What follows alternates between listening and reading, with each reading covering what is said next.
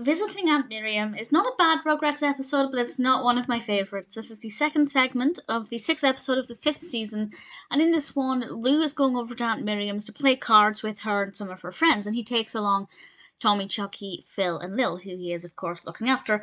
And while they get there, or when they get there, they start to think, for one reason or another, things that, connect the dots well, that Chuckie is going to be cooked and eaten because there's a lot of talk about pots, whereas they think, because of something Phil and Lil said, they think it means Chuckie is going to be the potluck dinner, and at one point Chuckie is in the pot, but he's just supposed to be playing with it, but the babies think it's preparing to get him cooked, and then they think Aunt Miriam is trying to fatten him up, which I thought was rather entertaining, and bless them, they try everything they can to stop Chuckie from being eaten, but they decide to not tell Chuckie that he's going to be eaten because they worry it will make him upset.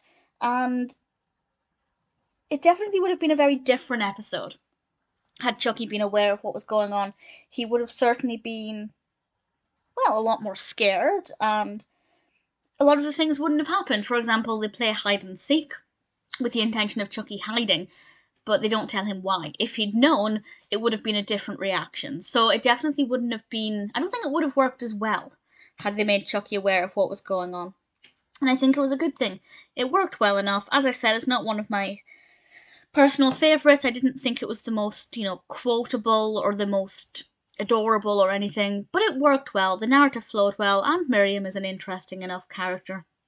I wouldn't mind watching it again, but it's probably an episode I'd never choose to watch. Not too bad. A good decision not to tell Chuckie what was going on.